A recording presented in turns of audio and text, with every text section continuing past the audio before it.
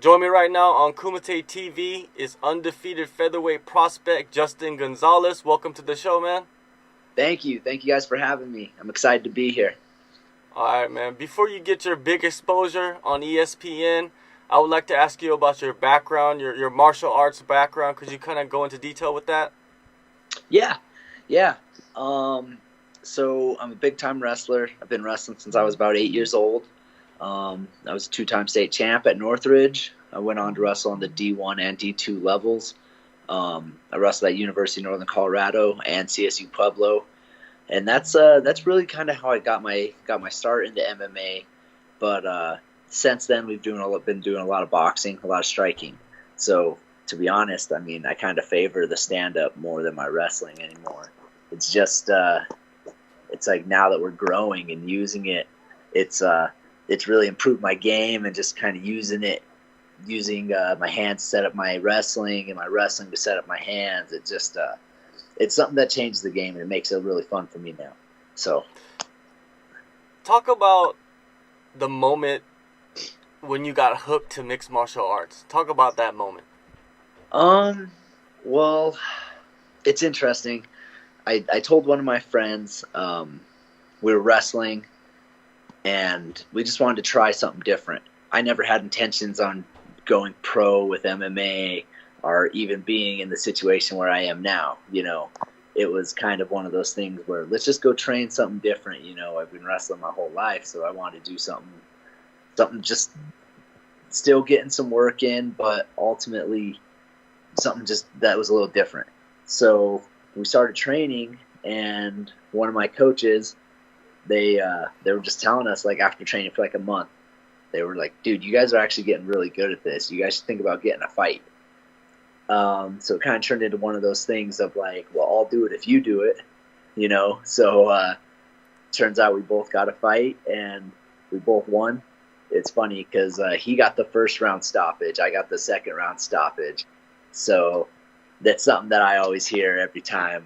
He always comes to my fights, still one of my best friends in the world. So it's just funny because he's like, well, remember that time I got the stoppage in the first and you didn't? And I was like, here we go, man. But, I mean, I think after the fight, it just really hit me, man. It was just I've always been a fan, you know, and just the way people treated me, like, man, I mean, I beat this dude up like I was throwing him around, landing some big punches, and the fans just loved it, man. It's to be honest, it was like people were buying me beers, dads were introducing me to their daughters, and you know, just people treated me like I was like more than a man, and it was a good feeling, you know. It was cool. I think just the whole process of the grind and the reward and then the glory just made me fall in love with the sport even more. You know, I think that's whenever I was hooked. You mentioned you wrestled in college, and I noticed that you have a bachelor's in exercise science and health promotion. Why Correct. did you decide to study that? Was that in your mind, you know, to be in sports even though you might not even be a fighter?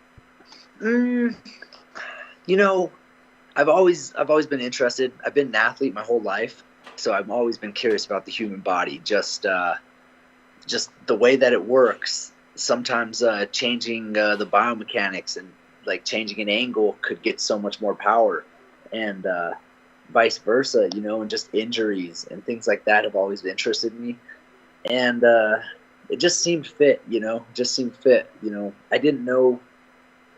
Going into college, I never really knew what I wanted to do.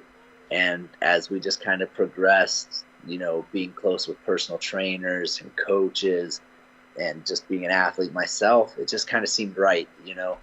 So we started just going through the process, and ultimately I fell in love with that, you know, and it makes sense for me because it really helps with my fighting, and it goes hand in hand, you know. I still use some of the stuff I learned in school today to help me with my fighting.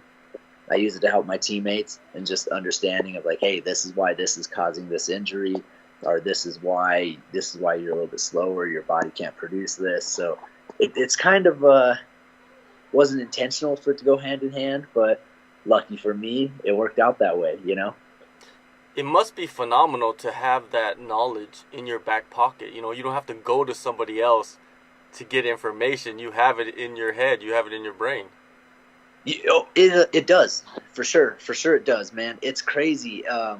It's like, I still go, like, obviously there's people who specialize in certain things. So, like, it helps for me to have an understanding. But in order to get into more detail, I still have to go to, like, trainers or, like, rehab if I'm injured, things like that. And, like, I have my strength and conditioning coach who helps me. So we kind of go hand in hand talking about what I think would be better, and he does what he thinks he would be better. And we kind of, it's a team, teamwork makes the dream work. You ever hear that saying? Yeah, so, yeah. I love it, man. And it's just good to have options. Nobody can take my degree from me. So, like I tell people all the time, man, fighting doesn't define who I am, but I love it and I want this to be my career, but nothing's for sure. Nothing's set in stone. I could get hurt and fighting could be done. So having that degree is an awesome backup for me for whenever I am done fighting, So far in your career, you're undefeated. You have the featherweight strap for Sparta Combat League. Can you sum up into words what your experience with SCL has been? Dude, it's been awesome, man. With any journey, you have your highs, you have your lows, but man, Sparta's taking care of me, so I can't complain. It's interesting. I've had pretty much almost every fight with that promotion except for like 2 or 3.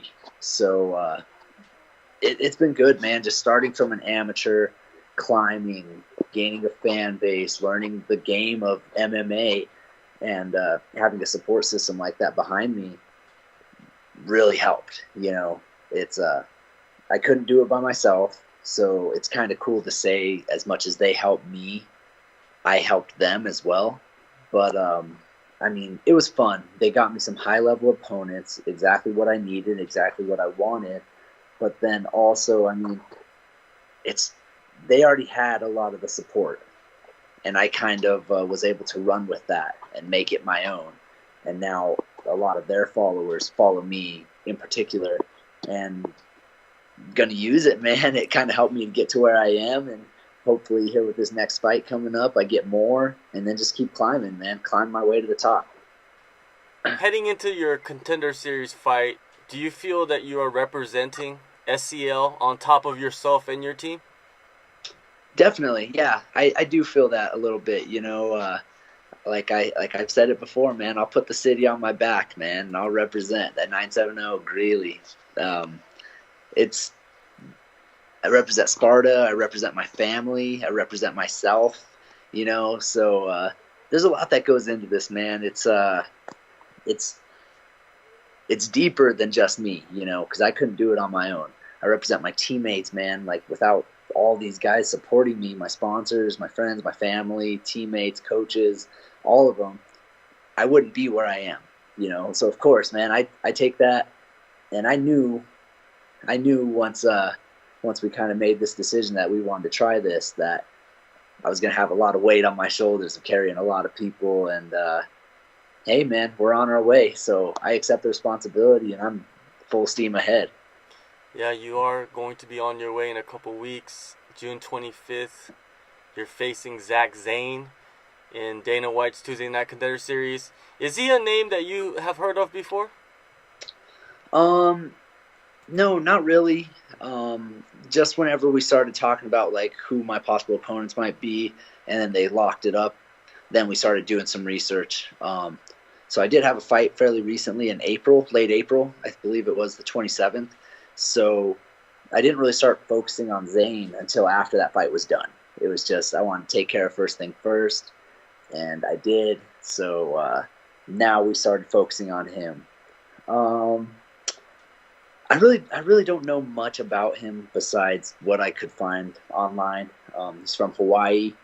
He has a few blemishes on his record, but I think he's been on a little winning spree. So I think we're pretty similar, and I'm 9-0. I think he's won his last 7, 8 fights or so. So it should be a fun fight. He's a southpaw, explosive, does some crazy stuff. He'll throw some funk. So I hope everybody's ready for him, man. And I mean, realistically, in order to get that contract, I need him to bring it. So, if I go out there and knock him out right away, some people might call it a fluke, man. I don't want none of that. I want him to bring it. I want him to bring his A game. So, I mean, as much as I'm going to bring it so I can get that contract, The contract, when you go there and you see past Contender Series events, a lot of the guys will get a quick finish, but they won't get the contract, and it's almost like you have to have an opponent to come in and bring the funk, like you said, to get the contract. Do you feel that is the type of fight you need to get the contract? I mean, yeah, probably. It's interesting because like I can argue, like, I don't know exactly what's going through Dana White's head at the time of the fights. I don't know if he's looking at certain things more than others, but really, I mean, in my eyes and from the understanding of the show and starting to get a little bit more background knowledge of how the whole MMA game and the fight scene, yeah, he's looking for the next star, I think. And he wants, obviously, you got to walk the walk. You got to be able to fight. You got to have some stoppages, but you got to be exciting. Like we said earlier, if you're not exciting and people don't want to watch you fight, realistically, you're not good for business for the UFC. It's just the way that it is. You could be the best fighter in the world, but if you're boring, nobody's going to watch you. So, yeah, I mean, my intention with every fight is to go out there and get the stoppage. So, I mean, but all I can do is really just fight, try my hardest, and after that, man, it's out of my hands. So, hopefully we do get a good, exciting fight, and hopefully I knock him out, and then I hope that I get that contract, Yeah, you're riding a big wave yourself into this fight. You just fought recently at the end of April. Gotta finish. I think via strikes, right? You gotta finish via strikes. Yeah. It was a TKO. The ref stopped it in the first. So yeah, it was awesome, man. That's a tough opponent from Brazil. He was 8-1. I was 8-0 at the time. Really good jiu-jitsu guy, that's fun for me. It just got to be smart about how you fight. You got to be kind of make sure you don't fall into any traps. But at the same time, I think that's kind of what helped me in the fight was he was trying to go for some knee bars, some ankle locks, and it ended up biting him in the ass. And I think that's where I got the finish, So after that fight, did you just jump right back into training, started to study your opponent, and it was like there was no break, basically, right? Pretty much, yeah. It's normally I would like to take a little break. It's more like a mental, and then, I mean, you get a little banged up during camp, so I like to take a little time just to rest, clear my head, go have some fun, and then we start hitting it again. Because I like to stay fairly active even whenever I'm not in camp. But this one was kind of just a fast turnaround, and we knew taking that last fight it was going to be, which it's not a problem, not an issue. With an opportunity like this comes up, man, you don't say no, and it's just kind of this is the whole reason. This is the goal. This is the dream we've been chasing, and now it's almost here, presented, sitting in the palm of my hands. I just got to take it, So, pretty much no break.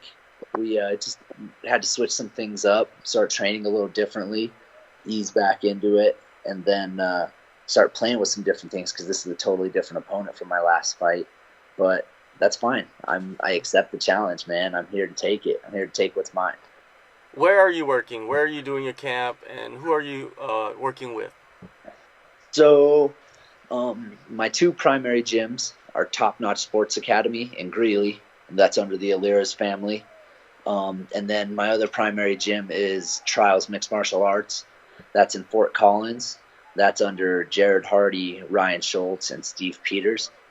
And then actually today I went up and sparred at Elevation. So those guys kind of took me under their wing, and they let me go up and spar, which is fun because they got a bunch of high-level names, big guys, and if that's where I want to be, man, those are the guys I have to be. Those are the guys I have to be working with. Occasionally I go to Genesis training Genesis Training Academy.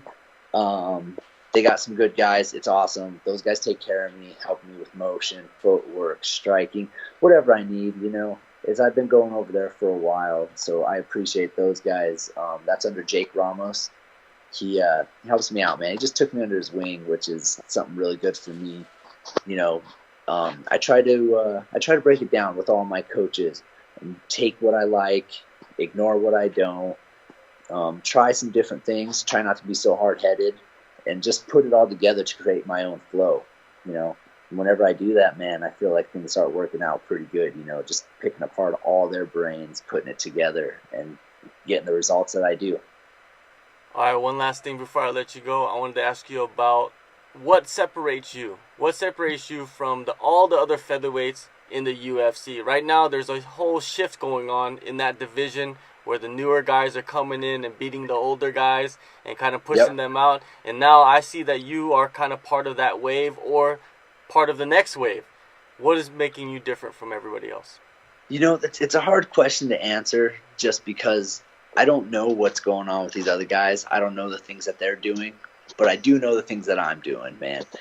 And people don't see me work a full 40-hour plus a week and then going to train, man. I leave my house at about 5:36 in the morning. I get home at like 9:30, 10 o'clock at night, and it's almost every day. So I made the sacrifices. I put in the time. I'm getting the best training partners, and dude, it's my time, man. I can flick that switch and be a killer whenever I need to be. I'm a student of the game. I trust my coaches. I do the right things. It's my time, man. With a stacked 145-pound weight class in the UFC, I get it. There's a lot of people who are trying to hold on to their spot there, but hey, man, my time's now. It's J-Train gang, man. This is what we do, man. So it's just I put in the time, man. I make the sacrifices. I train so hard, man. I've missed the parties, I've missed the cruises, I missed all this stuff for a lot of people of being able to do that. And this is why, man. So I can make my dreams a reality. I can get my shot, and man, I can be the man. I can be the champion of the world at 145 pounds. It's exciting. I am very blessed. Got a good life. I'm ready for my shot. That's it. That's all I can ask for. I'll take care of the rest. All right, well, it all starts June 25th, Dana White's Tuesday Night Contender Series, Las Vegas. Thank you, Justin, for your time, and hopefully we'll get many more of these in the future. Kumite, thank you guys. I appreciate you guys for having me, man. Again, if anybody wants to follow my life, check out my pages, show these guys some love. Wish me luck on June 25th, man. Coming for that contract. That's what we do. So my name's Justin J. Train Gonzales. For those of you who don't know, you can follow me on my Facebook under the same name, Justin J. Train Gonzales. My Instagram, JTrain_1991. Twitter, JTrain_1991. Just want to show some love to my sponsors, RNG Body Art, 5-Star, Rocky Mountain Flagging, Dynamic Mortgage Concepts, Faithful Roofing. Thank you guys, man. Without you, I wouldn't be where I am. So I love it, man. Thank you guys so much. Thank you for having me as well. Thank you.